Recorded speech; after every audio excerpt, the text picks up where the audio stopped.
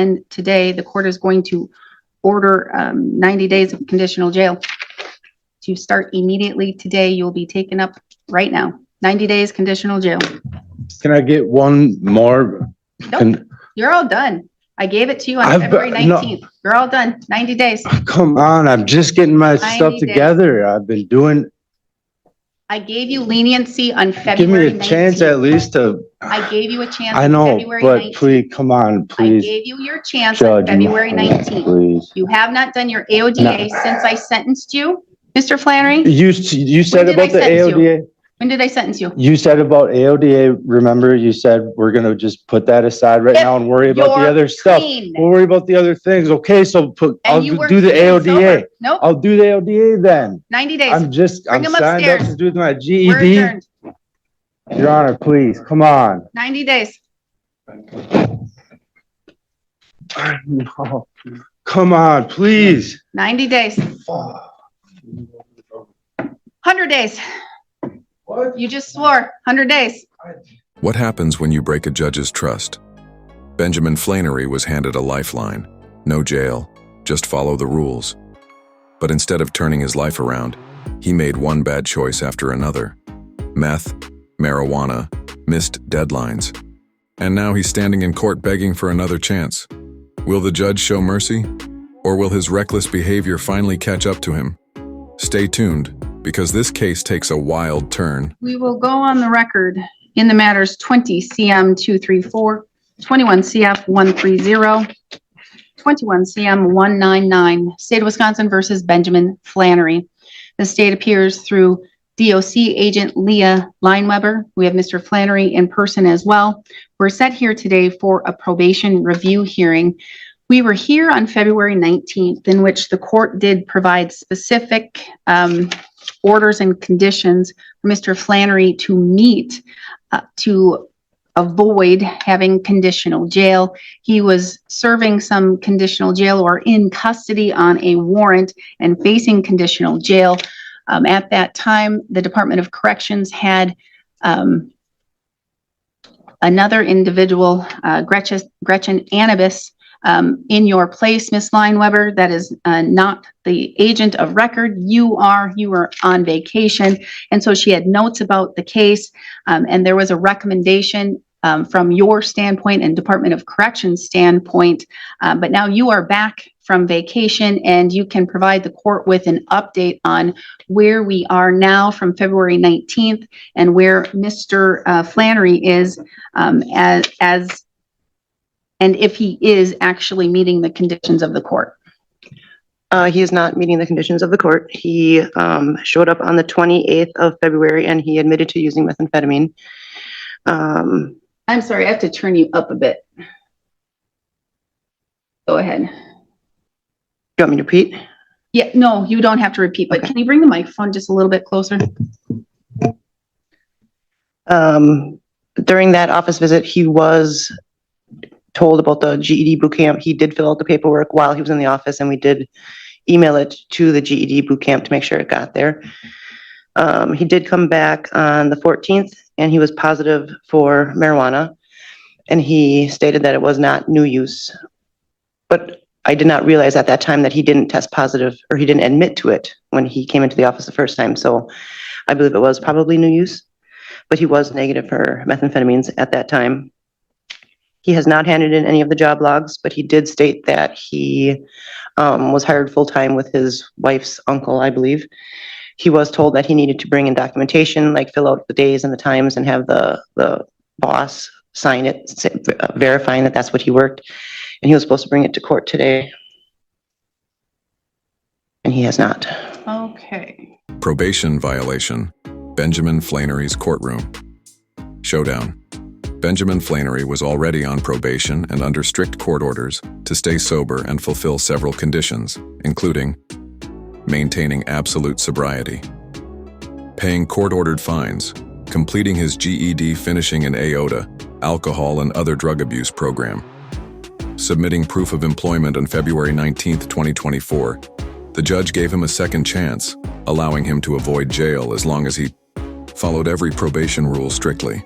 However, it took Flannery less than 2 weeks to start breaking the conditions. Violations and probation review. February 28th, Flannery met with his probation officer and admitted to using methamphetamine. March 14th, he tested positive for marijuana, THC, though he insisted it wasn't from recent use. Failure to prove employment. He never submitted job logs to verify his work status, despite claiming he had full-time employment. Incomplete payments. While he made some payments, a significant balance was still unpaid. Unfulfilled court orders. He had not completed his GED or the AOTA program, both of which were required terms of his probation. Each of these violations weakened his credibility and showed the court that he was not taking his probation seriously. Judge's decision. When Flannery appeared in court, the facts were clear. He had repeatedly broken the rules. The judge reminded him that his leniency on February 19th was already a second chance. Yet despite knowing the consequences, Flannery continued to violate probation terms. As a result, the judge revoked his probation privileges and ordered 90 days of jail time, effective immediately. Flannery's desperate plea. Realizing he was about to be taken into custody, Mr. Flannery. All right, so you were here in court on the 19th. You then saw your DOC agent on the 28th and you admitted to consuming methamphetamine, correct? Correct. So from February 19th, in which you were in court and the court set very strict conditions and did not order conditional jail, you used methamphetamine between February 19th and February 28th. Correct? Yep. And then between February 19th and March 14th, you used, at least you used THC marijuana, correct? Correct. Now, I have a notation that you've paid in your probation cases, is that correct? Have you made any payments? Yeah. When did you make payments? I made, after the first 2 weeks, because you said $50 a week. After the first 2 weeks, I paid 100. I paid 50 last week, and I have 50 this week, Friday. All right, but you still owe a significant amount. Yeah. All right, you understand one of those conditions that the court did order was absolute sobriety. Understand that? Yeah. I mean, that is one of the conditions, not only that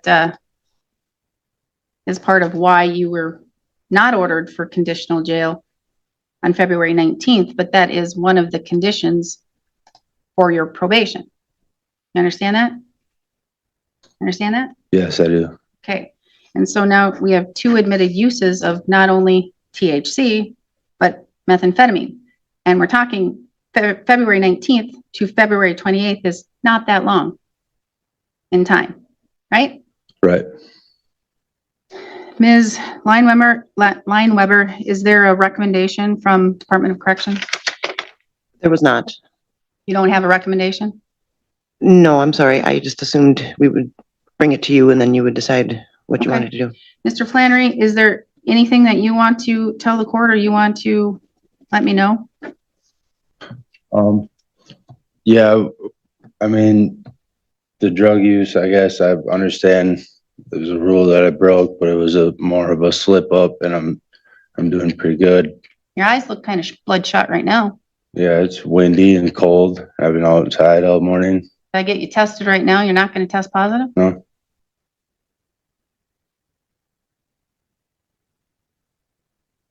Okay. What else? Well, now that I've been working full time, I can make my payments for sure. And who are you working for? M5 Construction is the company. His name's Kevin Miller. Oh, I know Kevin Miller. Yeah. Flannery panicked and begged for another chance. Please, I was just getting my life together. If you give me more time, I promise I'll complete my GED and AOTA program. I have a full-time job now. I can start making my payments. But the judge wasn't buying it. After multiple warnings and second chances, Flannery had shown that he couldn't be trusted to follow the rules. Then, in a final act of frustration and defiance, Flannery cursed in the courtroom. That sealed his fate. The judge immediately increased his sentence from 90 days to 100 days in jail. Lesson from the case. This case is a harsh reminder that probation is a privilege, not a free pass. The court gave Flannery multiple opportunities to prove himself, but instead of taking responsibility, he made excuses and poor decisions. Key takeaways. Probation conditions exist for a reason. Ignoring them leads to jail. Judges have limited patience. Once you break their trust, it's nearly impossible to earn it back. Attitude matters. A bad attitude in court can make your situation even worse. Moral of the story? If a judge gives you a second chance, don't waste it, because next time there won't be one. And who is he to you? He's my uncle-in-law. So I have one memorandum from the Department of Corrections from March 17th. I had another memorandum, but I don't know which file that was filed in. But I do remember there was another one filed from a different date prior to the last probation hearing. At least I thought there was. Maybe it was just what Ms. Annabis told the court.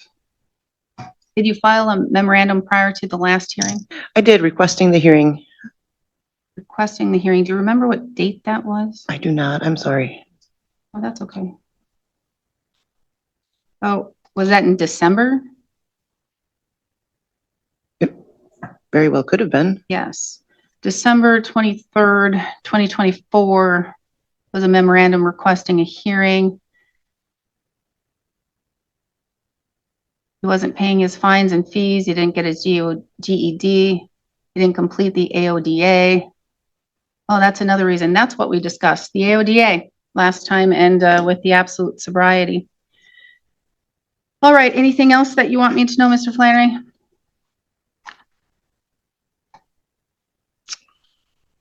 I guess not. All right. Well, based upon what occurred on February 19th, and based upon what occurred between February 19th and today, the court is going to order 90 days of conditional jail to start immediately today. You will be taken up right now. 90 days conditional jail. Can I get one more? Nope, you're all done. I gave it to you on February 19th. You're all done. 90 days. Come on, I'm just getting my 90 stuff together. I've been doing. I gave you leniency on Give February me a chance 19th. at least to. I gave you a chance I on know, February but 19th. please, come on, I please. gave you your chance on Judge, February 19th. please. You have not done your AODA since I sentenced you, Mr. Flannery. You said When did I about the sentence you? AODA.